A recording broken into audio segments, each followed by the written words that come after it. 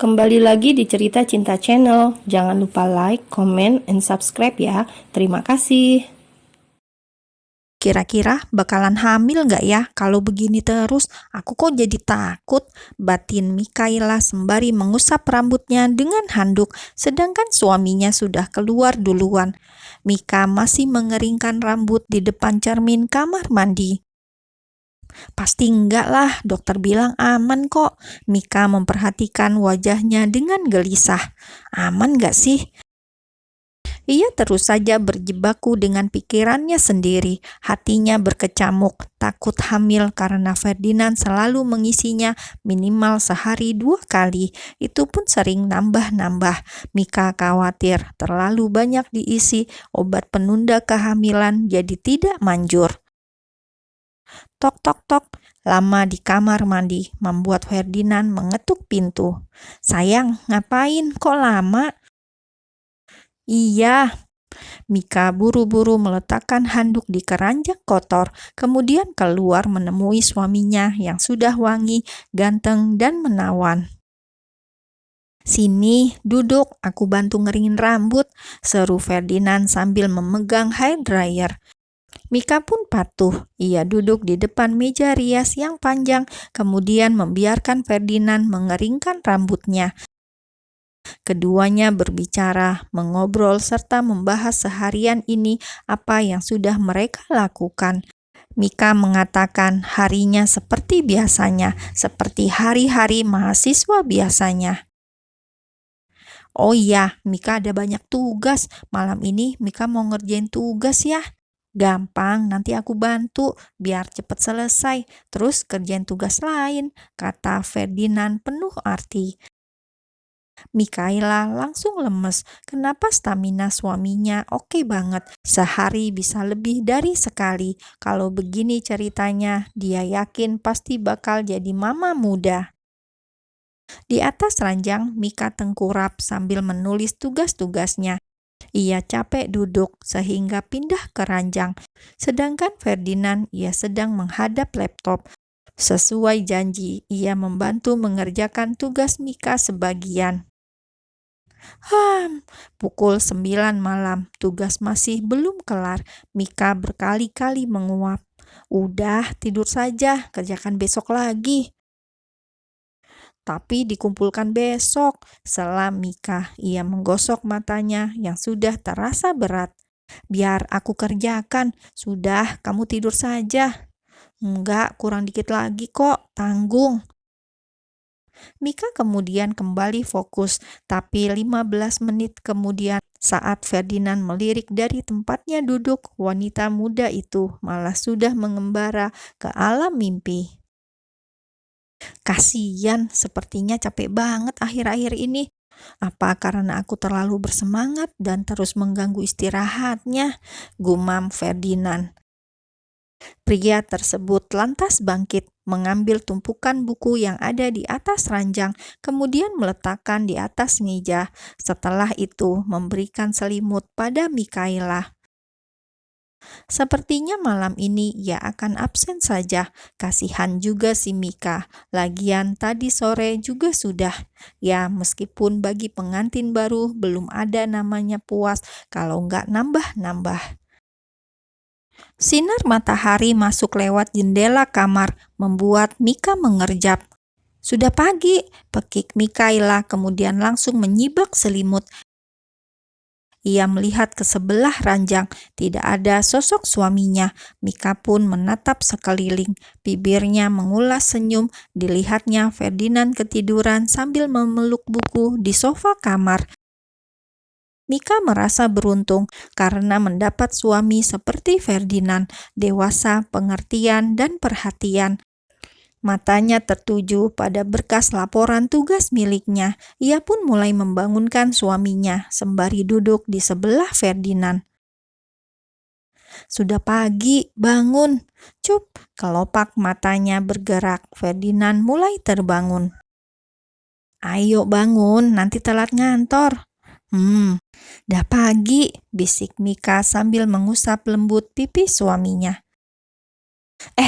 Pekik Mikaela kaget karena Ferdinand langsung menariknya. Semalam kamu pules banget tidurnya. Oh, itu karena kecapean, kata Mika. Ferdinand kemudian melepaskan Mika, kemudian membetulkan posisi. Ia kini sama-sama duduk seperti Mikaela. Sekarang capek nggak? Tanya Ferdinand dengan wajah serius, membuat Mikaela merasa aneh. Mika menggeleng, tidur cukup membuatnya bangun dengan tubuh lebih segar. Enggak sih, sudah fresh karena tidurnya cukup. Tiba-tiba semburat senyum terpancar jelas di wajah Ferdinand. Mikaela langsung mendapat petunjuk apa yang akan terjadi berikutnya. Sepertinya mereka harus olahraga pagi ini. Dengan semangat juang yang tinggi, Ferdinand langsung ke kamar mandi, mencuci muka sebentar, kemudian kembali lagi dan menutup semua jendela. Tidak lupa mematikan lampu kamar. Astaga, kita kan mau ke kampus dan kantor. Sudah pagi, aku kira absen. Ternyata ditagih juga paginya. Batin Mika pasrah ketika melihat Ferdinand langsung menurunkan piyama miliknya. Kehidupan rumah tangga Ferdinand dan Mikaela masih mulus-mulus saja hingga suatu hari Ferdinand harus ke luar negeri untuk melakukan perjanjian kerja. LDR membuat Mikaela galau. Pas suaminya di rumah, ia merasa capek karena harus melayani. Kalau Ferdinand mau, begitu Ferdinand baru pergi 2 hari, ia malah merasa kesepian. Baru juga 2 malam tidur sendirian, tapi ia sudah gelisah, tidak bisa memejamkan mata. Insomnia kambuh hingga menghubungi Ferdinand lewat video. Belum tidur? Tanya Ferdinand yang melihat jam. Di sana sudah jam 10 pagi. Itu artinya di Jakarta sekitar pukul 10 malam. Nggak bisa tidur. Kenapa? Sakit. Mika menggeleng menghadap laptop yang ada di depannya. Dilihatnya wajah Ferdinand. Entah mengapa ia kok jadi kangen. Baru 2 hari, rasanya lama juga. Jadi pulang kapan? Tanya Mika kemudian pindah tempat. Ia membawa laptop ke atas ranjang sambil tengkurap dan mendongak ke laptop. Mungkin masih 5 hari lagi, masih ada urusan yang belum selesai. Kok lama? Mika langsung memasang muka cemberut. Kenapa? Mika menggeleng. Ada apa? Desak Ferdinand. Gak apa-apa, ya udah Mika tutup ya. Pamit Mika dengan muka masam. Mungkin ia bete, mendadak bad mood karena suaminya pulangnya masih lama. Tunggu, Mika, sayang, panggil Ferdinand ketika melihat Mika yang wajahnya murung. Mika udah ngantuk, kata Mika padahal aslinya sedang bete. Gak usah dimatikan, dah kamu tidur, biarkan menyala.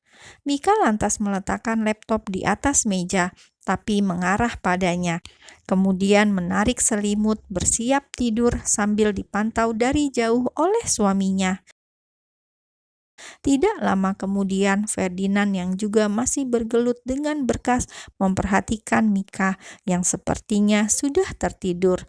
Ia membiarkan laptop tetap menyala, melihat Mika yang tidur pulas.